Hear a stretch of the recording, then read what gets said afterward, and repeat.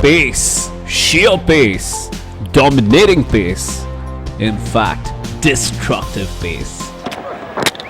Oh, and he's bowled him. That is what Shane Warne represented.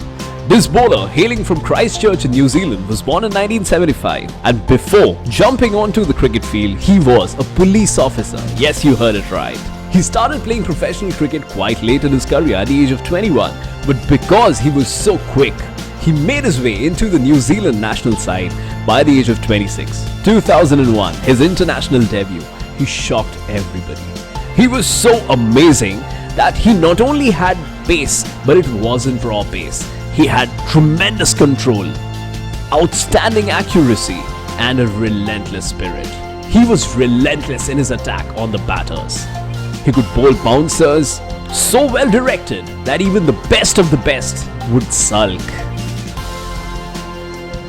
He would clock speeds of 156, 155, 154 consistently, while also finding his line and length consistently. He could bowl toe-crushing Yorkers at will. He was such a phenomenon in international cricket.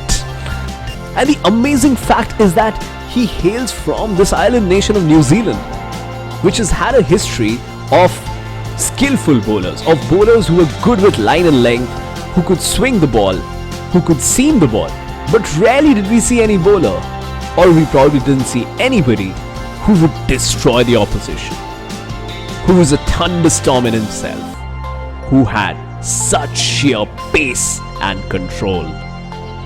Therefore, Shane Warne was just a revelation for the cricketing world. The highlight of his career was in the 2003 World Cup against the mighty Australians. Yes, that invincible Australian side.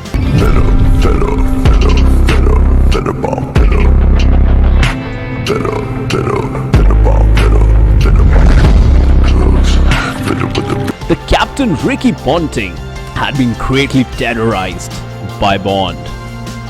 And against them, Bond took 6 wickets for just 23 runs in his 10-over spell. Yes, you heard it right. Consistent. Another big shout. That's a bit full of that one, and he's given him this time. Onside for Ponting.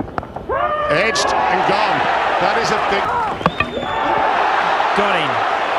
Absolutely magnificent.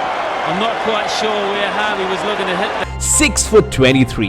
That is against the best side in the world, most dominant, most confident cricket side in probably the history of the game. Against them too, he was outstanding. In the first 6 games that New Zealand played against Australia since his debut, he dismissed Ricky Ponting, their captain and their best batter, each time. Edged and... Well taken.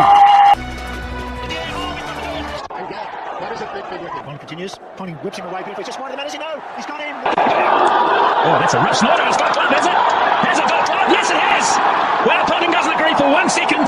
Gary Baxter has been convinced. Every single time in those first 6 games, he dismissed Ricky Ponting.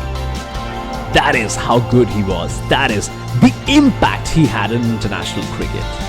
Now, of course, the kind of impact he could have and the impact he actually had are as separate or distinct as heaven and earth.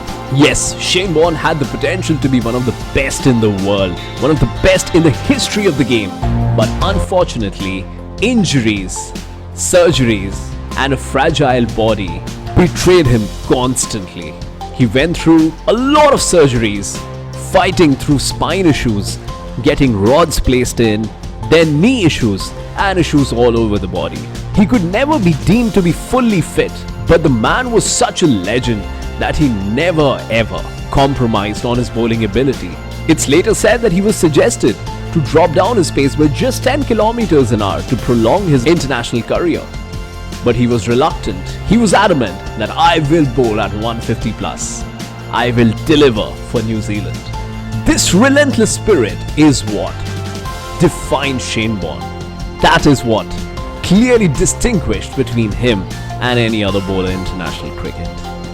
Some stories in cricket must be on the impact that could have been created. We all know what actually happened in the history of the game, but it's always interesting to discuss what could have happened if certain things were just different, marginally different, and how it could have altered the way the game has shaped up at present. After the 2003 World Cup, he was rarely seen in the international arena because he missed many more games than he played for New Zealand. And then one mistake cost him greatly, which is to join the ICL, yes, the Rebel League, which led to all players being ostracized who participated in it. Nevertheless, his determination to come back made him make a big comeback for New Zealand in 2009. Again as effective, again just as fast. But that was his last year in international cricket. He started with a bang, he was back with a bang, and he ended on a high. Thereafter, he played for the Kolkata Knight Riders, again just as lethal. After his retirement, he went on to coach the Mumbai Indians and the Rajasthan Royals. But unfortunately, today's generation may not know much about what an impact player he was. What a phenomenal fast bowler he was. And of course, the possibility of him having played a complete career and probably having finished as one of the greatest in the history of the game. Therefore, I thought it is my responsibility to bring to you the story of Shane Warne. Thank you very much for watching. Please do like this video if you liked what I shared. Please comment what could have been better in this video and which stories you'd like to hear next. And subscribe to the channel because now we're gonna keep bringing to you new stories much more frequently. Thank you very much. Bye bye.